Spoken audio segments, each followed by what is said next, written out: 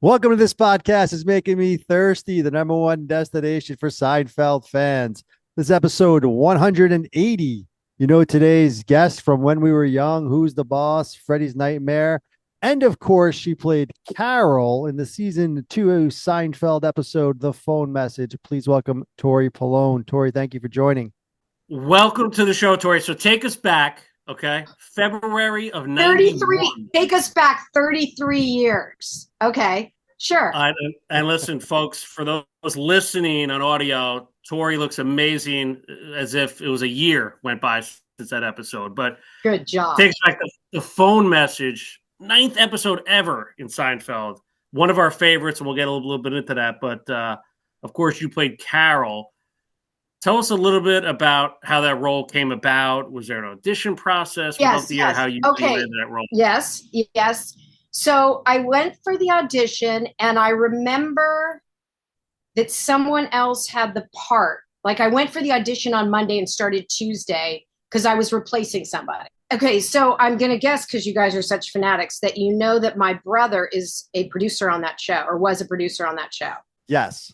Okay, so my brother and I weren't close, and I was going out for everything, and I didn't really put it together. And I go up for this audition, and I didn't fancy myself comedic, but I guess that's probably why, the guest stars, a lot of them weren't, because they were the funny ones, right? So you're sort of the straight person to their humor. But I went in and I did it and didn't think about it. And then I was at my job. I was a cocktail waitress at the Four Seasons Hotel. And I get a message to call my agent or something. And I hadn't worked that much. You just read pretty much everything I'd done. And they called me, and I got it. And I had to start the next morning. And then I remember being on the payphone. I called my mom. She goes, "I already know that." And I didn't put it together that, So my brother wasn't a big pusher of me. So I don't know how much influence I had, or how much influence he had. But anyway, that's that little bit part of the backstory. So you met your brother Gavin, right? Yes. Yeah. So he was a producer, went out to work with Curb. So it sounds like he had a pretty good relationship with Larry. So maybe there was something there. No, for sure. he was everybody's agent. Okay. And I believe his name was used in an episode, wasn't it? Yes, Gavin Polone. Yeah, that name was used in Larry. He represented both of those guys. Oh, Larry Charles. Yeah. Okay. Yeah. So it's interesting because you're saying how there was kind of a rush there. It sounds like, because our understanding was, speaking of Larry Charles, that the gun or the bet episode was supposed to air. And then Larry, David, and Jerry just wrote the phone message in 2 days, because they were going to shoot the bet episode, and they, were ready to go with it. And then finally they pulled it because it was just too crazy for a Larry Charles episode, and they ended up not showing it.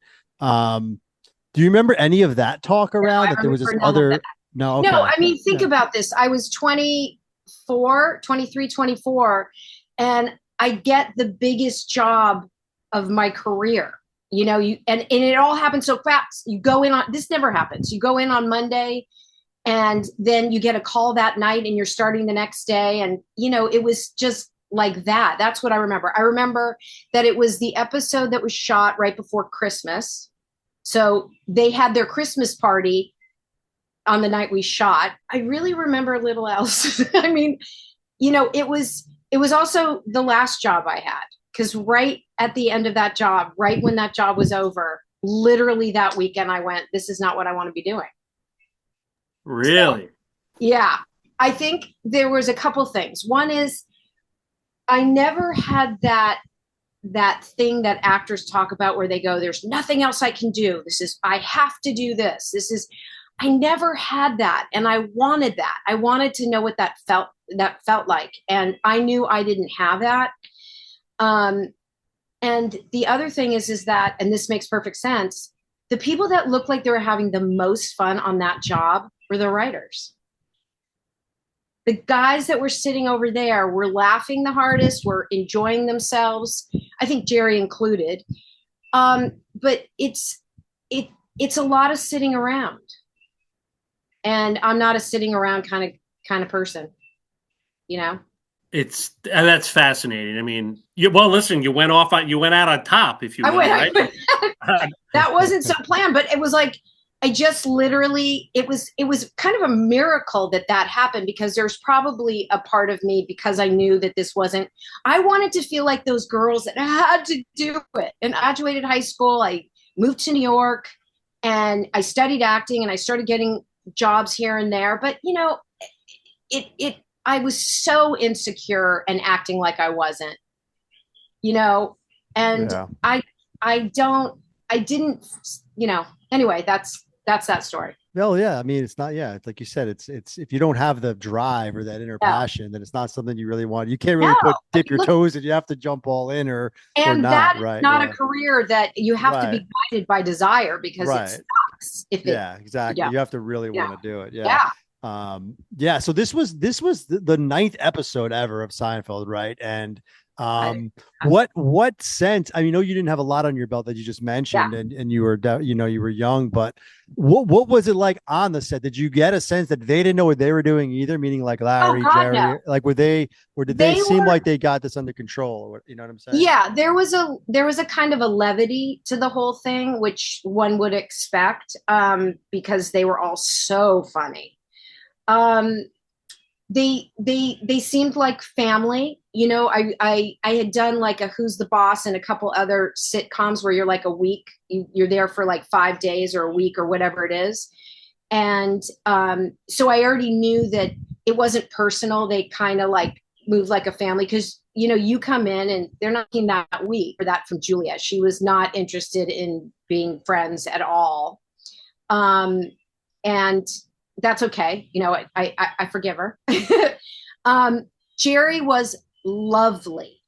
He was lovely. He was goofy. He was, you know, he was Jerry 33 years ago. So he's still so nerdy, but then he was just, he was like a lot of guys I went to high school with, who were, you know, funny and bright, but they, you know, they weren't cool. He wasn't one of the cool guys, but he was so lovely. And I had met Jason before, because when I was in New York, I got my first job, and it was on a sitcom, and I had one word. I had one line, and it was one word, and it was no. So he didn't remember me. It was his sitcom, and but I reminded him. And so he was very sweet, and he and I actually know people I didn't know then, but I've run in some circles that he's run in, that kind of thing. And I don't remember Michael. Is that his name? The guy who played Kramer? I Yep. mean, he was just him. It was just so fast. It was fun. I was trying to act cool, like this was no big deal. So yeah, you mentioned Jason. Let's let's get to the scenes with Jason. I mean, the opening scene, you two in the car. You know, for my money, that whole situation, inviting him up for coffee. You know, Yeah. actually, well, you tell us what did that mean? Was it just coffee? What were you inviting him up to your apartment for? I wanted to fuck him. No, I didn't really want to fuck him. It was the line. I don't know. Oh man. I have to say, the thing that I walked away with is that all of them were funny every moment. Like let's do it again. Let's do it again. Let's do it again. And especially Julia, she could laugh as if it was really happening. I'd never seen anybody do it like that. I'd never seen somebody who was so authentic in a, you know, a made up situation. And she did it over and over and over again. And Jason was obviously like that too, you know? Yeah, and that's so great to hear too. I mean, we've heard that from other guest stars, but this was early on too. So it's good to hear that they kind of kept that throughout their seasons, even as they got big. It sounds like they were still that way. So you did mention Jerry, and that kind of rings true in his personality, right? Like you said, he's not cool, but he's funny, and he has this kind of Yeah. aura about him, and he's I mean, he's probably really cool now that he's right. Then he was still feeling his oats probably in that role, and now that that sort of he's thing. like probably, Yeah. He What was about Larry though? Larry David. Did you get any David. interaction with him at all on the set, or he wrote the episode? He's also running the show at that point, so I didn't know if you had any sort of. Yeah, I had more of a kind of kinship with Larry Charles, who was just just a doll. He was just so sweet. Larry David, I don't really remember. And I think probably because he was fatutzt, he was like anxious and everything like that about the show. So I sort of remember him working harder than anybody else, that kind of thing. And you mentioned your brother. So is your brother on set this whole week with you? Oh, I never. No, Oh, never. No, never saw my brother. I don't even think came to the taping. Interesting. Well, it's good to hear. Yeah, Larry Charles is one of our favorites. I mean, these early Have you seasons. interviewed him? No, we're close. What the hell? You Maybe this will push him over the edge. There we go. Are you still in touch with him? No, but this was fun. So I stopped. I decided to go to college and study psychology because I hadn't done that yet. Right. So at 25, I go back to college. But I had this really good friend, and she and I both wanted to write. So we took him to lunch to like pick his brain about how to write. And he was, he treated us like we were serious, but we were like these two idiot 25-year-olds like, oh, we can write a script. We can do that. I remember taking him to lunch and he was just lovely. And that was it. I don't think I ever saw him again, but he was just, listen, these were very, they all seemed to, and I don't know Michael at all, but they all seemed to come from the same egg. You know what I mean? They all had the same sense of humor. They all seem to have been brought up with the same sort of energy in the sense that it sounds like they were communicated with by their parents. You know what I mean? They were free and open. And so it was hard to not really kind of feel like you were honored. You know what I mean? Yeah, I do. And that's a really, really, I don't know the right word. It's very that you picked up on that is interesting there, right? Just to kind of in that, just being on set for a few days with them, you picked up on that because you can get that sense from watching after 9 years, maybe, right? Yeah. But this is 9 episodes, and they already kind of have that, which goes to show, exactly. Think about it, there was nothing like it, and it was that it's a show about nothing and all of that, and I think once you are allowed to be who you are and someone gives you piles of money to be who you are, people like those people ran with it. I mean, it's like any other story like that. Yeah. Performing. It was beautiful. And it's funny, you mentioned a show about nothing, but to us, it was a show about everything. And especially this show. Yeah. And we talked earlier, we ranked this as our number 1 episode. Any way you shake it's top 5. But the reason it is because it's what the show is all about. Is what it was meant to be. 2 friends acting completely immature, trying to figure out women, right? Whether it was you or Gretchen, who was on the show. I always loved this show because there's only 2 guest stars. Yeah. Two she was lovely, by the way. I should say that. She was also lovely. Totally lovely. Yeah, tan pants, the whole thing. We spoke with her too. Incredibly lovely. So that at the core, that's what this show was about. I mean, the writing and the dialogue from the apple to, coffee's not coffee. Like, it was just incredible stuff. I mean, so were you there? You mentioned Julia because I know the scene with her laughing, the whole thing. Yeah. So give us I know it was only a couple days, but are you getting lunch with Gretchen, the other co-star? I don't remember that. I remember going to lunch with Jason. We went to where are you guys? What state are you? Are you in? You're not in LA? I'm gonna guess. No. East Coast. East Coast. Jersey, South Carolina. Okay. So there was this well-known. It was called Jerry's Deli. But it wasn't Jerry's Deli, but it was called Jerry's Deli, and it was on Ventura Boulevard. And I think I went to lunch twice with Jason and maybe Gretchen. I don't remember, but a few other people. I didn't get a lot of notes. I don't feel like there was anything. It was all about him. You're Yeah. supplying somebody with, do you want to come upstairs? You're leading into him being an idiot. Right. And my father wears sneakers in the pool and Yeah. tippy Oh my toe God. lemon I tree. will say that scene in her apartment, in Carol's apartment, and just, I mean, it just like, I don't know how old you guys are, but like, answering machines where there was a tape in there, right? That whole thing was hilarious. It was just really easy. I don't know what else to say. Yeah, well, the scene you're talking about is one of the reasons why we think it's one of the best episodes. Because to O'Hara's point, they're just these two immature guys, trying to, make sure that you don't see this tape, right? And then they come up with this whole thing with, Jerry's out of the bathroom. But even funnier is the tippy toe lemon tree line. We always love that when they're outside, kind of figuring out what to do. Tippy toe lemon tree. I mean, what's when you're reading something like that, the script, or even when you're shooting it, like this was, like you mentioned earlier, nothing like that was on TV at the time at all. Like, what a lot of dialogue. The opening scene is like a 3-4 minute just dialogue between Jerry and George. It was just different, right?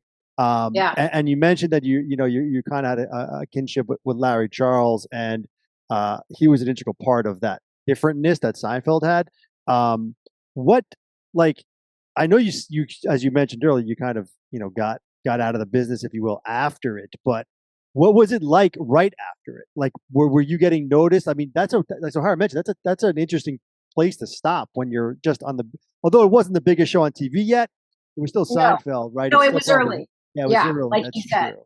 And by the way, just out of curiosity, when did it become like the hit that it became? What year? End of 4, right, O'Hara? Probably end of season 4. Well, listen, Was his first sort of takeoff, season 5? We would say season 3, like the Keith Hernandez episode, I think pushed it to another level. And then they started thinking about, and then finally season 4, which was like 92, 93, they halfway through, they put it behind Shears on Thursday night, and then kind of the rest is history. Yeah. But I would say season 3, it really got noticed. Yeah. But as we say, don't sleep on season 2. Right, we love season 2, especially the phone from the jacket, which was the episode before you with Lawrence Tierney, to your Chinese episode. restaurants in that deal, statue. Incredible stuff. So wait, so hold on. Okay, so after you asked me about after, what was it like? The afterglow of being on. Yeah. Any phone calls? Yeah, you had to be more recognized and got more offers. No, I didn't really pay attention because I was kind of over it, so I didn't really pay attention. I don't know if I had a viewing party and had friends over. I have to say the biggest recognition I've gotten from it is now. I get these weird ass emails from like a client, out of nowhere. Hey, Tory, I was up late last night and blah, blah. Because now it's on Netflix, but for years it would be on like at 11:30 at night in LA. Right, yeah. And so people would call me and stuff. But now that and by the way, I made like little bits of money over all the years. I've been off that show for 30. I did it 33 years ago, right? 1990. 34 years ago. And last year I made like $6,000 from that show. That's incredible that it's every like quarter I get a check for like $800, but that's after taxes and everything. It's just like, it's a weird phenomenon. So after I just kind of went headfirst into what I was doing, nobody was knocking on my door. It's a weird life, that life of like trying to make it and being in that at that time. I'd go to auditions and there would be like, 40 women and only one person was going to get that job. That's kind of freaky, So there were just a ton of people out there getting work. And there were a lot of other actresses in my group, in the groups that I would see at auditions, who would get be on another episode. So yeah. But what's different about this show is you mentioned your clients aren't writing you about. I just saw you on Who's the Boss, right? It's Seinfeld. I mean, you were you were memorable in that. It was I truly find that remarkable. hilarious. I was memorable.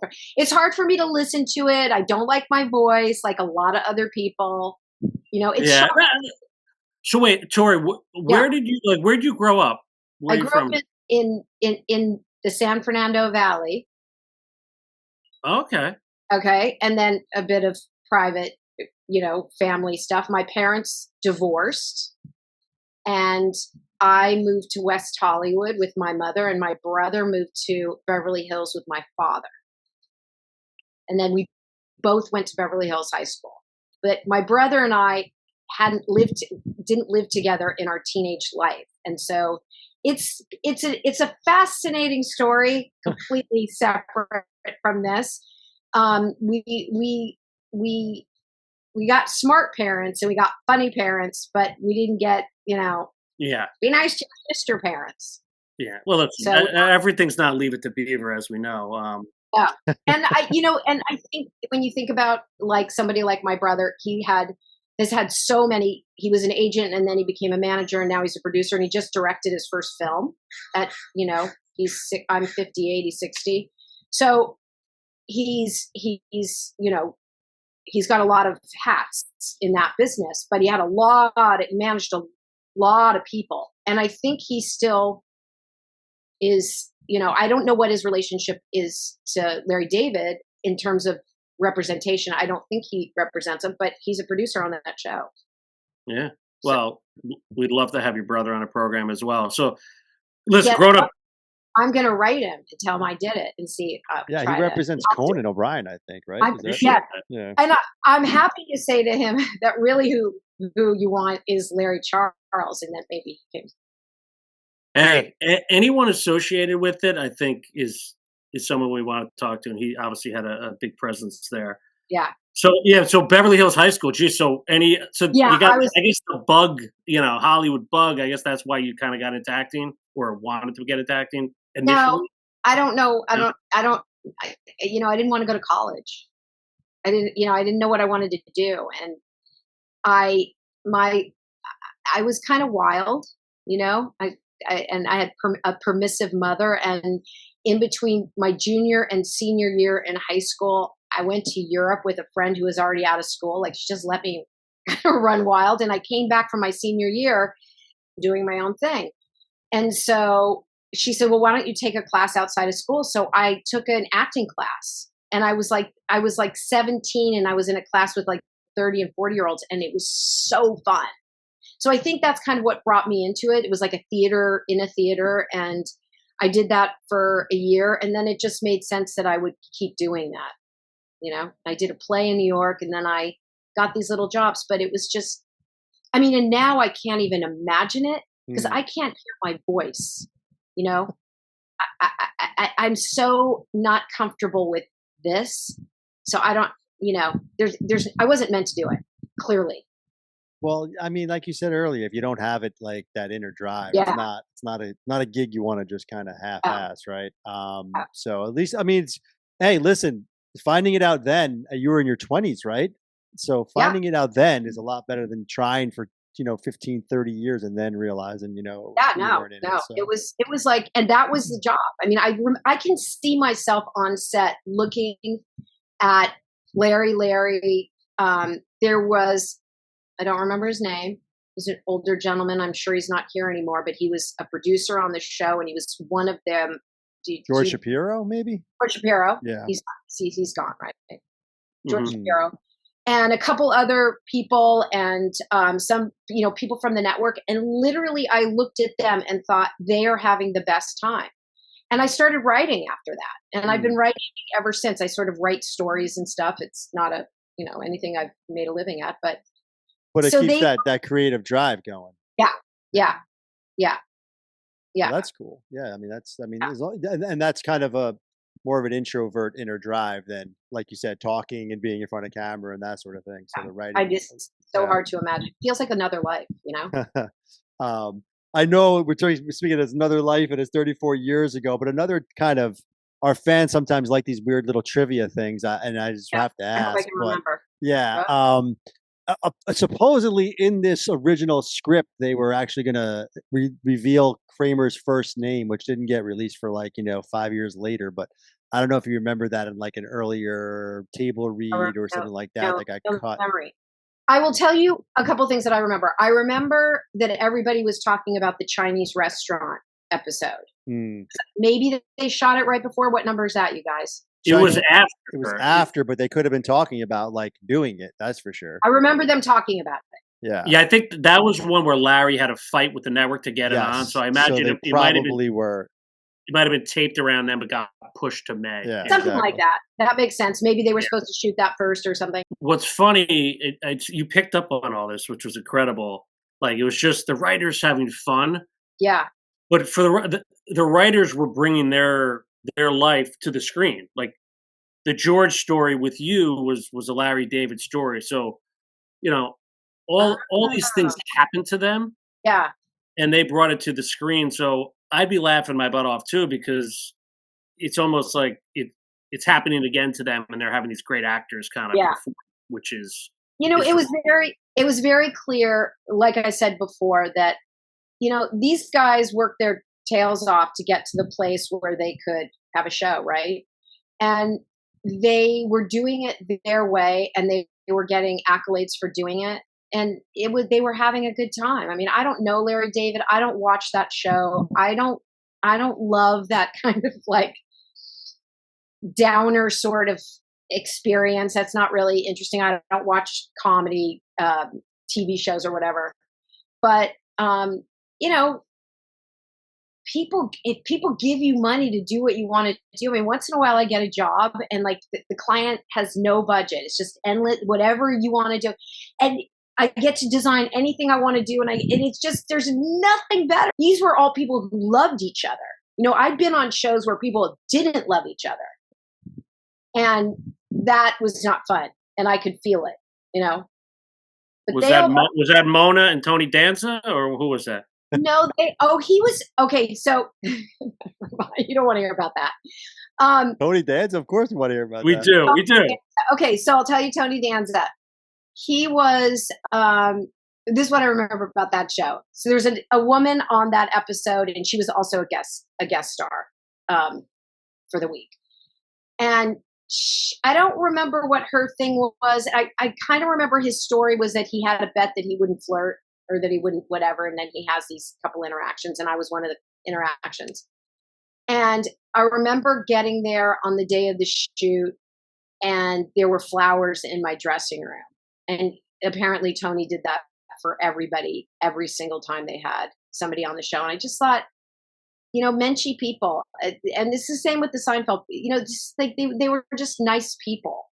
I don't have anything negative to say about, the entertainment business. It's, people get to live out their dreams. I could not exist without television. Raised me. I mean, I wasn't a bookworm, and I had a kind of overactive imagination, and television raised me. So I have nice things to say about it. That's awesome. So Seinfeld 91, you're out of there. Were you still a fan of the show later? Did you watch when it took off and it became huge? I watched it, but sporadically. Like I didn't have have to be home by this time on that night or tape it or whatever. I was like mid-20s. I was way more interested in things outside. It wouldn't have been. But these days, flipping through the channels these days, you'll stop if Seinfeld's on. Sure. Sure will. And where is it on? First of all, I watch the television. Yeah, it's all streaming, movies, but it is on Netflix. Yeah. But but I don't really, that doesn't happen to me. I watch a lot of like documentaries about serial killers. That's my thing. Yeah, me too. Yeah, but that's the thing. Yeah, it's interesting though. Like, there's a show on called Someone They Knew, and it's about someone gets killed by someone they knew, and it's just addictive. I could watch those when I want to check out. Yeah. So no, I don't watch stuff. Well, it's interesting that you kind of, as you said, like kind of took your prolonged break after this episode. Um, so did Seinfeld. It just is an odd trivia thing. Like there was kind of a hiatus after this episode where they had like a almost like a 2 month break in the season, which wasn't the norm. It was just one of those things they kind of did. So it's kind Oh of well, I funny that thought they it was lined up. maybe because of Christmas, because it was like right. It was Possibly, yeah, it was yeah, shot. You're right. The episode was shot in December, right before yeah. Christmas. And as you mentioned, it was kind of quick. Came together quickly. You getting the call and everything sounds like that was quick as well. Yeah, well, yeah, that makes sense. It was shot in December, so. But yeah, I mean, just to kind of tie a bow on that, it is one of our favorite episodes. It'll go down as a uh, kind of as O'Hara mentioned, it's one of those like tent poles, if you will, of the series where it was, at least for me, it was like one of the first big ones that kind of kept me watching and kind of stuck with me. It was the whole and a lot of it, obviously had to do with you and your performance with George in the car with the 360 pairs of underwear, and then the coffee's not coffee. I mean, there's just so much going on there, and just the way you played with Jerry in the apartment. It's you know, just really good stuff, fun stuff. Thank you. And what's interesting, you mentioned you don't like hearing your voice. I know it's 30 years ago, but your voice was different in that episode. Um, did you was that your did you put on a voice for that, or you don't remember? I mean, I didn't sit and go. It wasn't concocted, but I was 24. I didn't even know who I was. Like it was probably affect. Being a young girl and trying to navigate certain things, and it really didn't feel like who I was as a person. Clearly, right? Yeah. I didn't. So I was so unevolved at that point in my life and starving for something more dynamic and interesting. So and it's interesting that you say that, because sometimes when you're out like at a bar or in a restaurant and there's a group of like 20-year-old women and they start drinking, they start talking like this, and they're the loudest people in the restaurant. Like I look at groups of girls that age and I don't want to sit next to them because I know that that's where it's going. And I think some of it is just that you're like in between, defining yourself between being a young person and being like a grown up. Yeah, How's that? that is interesting. And what's more interesting, you know, you and George, the way it ended, if you're familiar with Yeah. Seinfeld, he usually does something boneheaded and the girl Yeah. breaks up with him and this and that. But this episode kind of ended nicely. Like, oh, Yeah, George, I love Yeah. jokes like yeah, that. yeah. Oh, that sounds. That's the old voice. And I would have thought they would have potentially brought you back to be, Okay, but so there was that. There was a little bit okay, thank you for saying that. There was a little bit of a rumor in that, or somebody said it to me, like they're thinking, this person may come back, this character may come back. So yeah, I would have done it. I didn't go back to school until the following year. So I probably would have done it. But I don't know. They didn't share your enthusiasm. I don't know. yeah. Well, listen, it took 30 plus years, but we got you back, right? And I think Seinfeld Nation is going to be so excited to hear from you, and we can't thank you enough for spending some time with us tonight, taking a stroll down memory lane. I still can't believe that was your last gig, but Isn't that crazy? like I said, way to kind of go out on top at age 24, right? Yeah.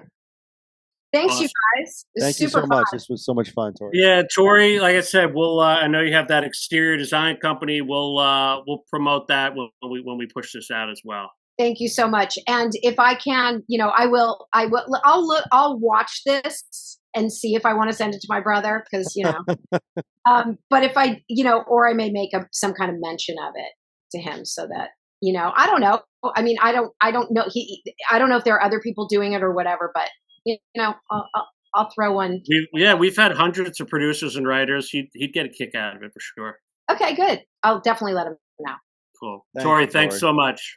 You guys take care. Have a great night. Thanks, you too. Cheers.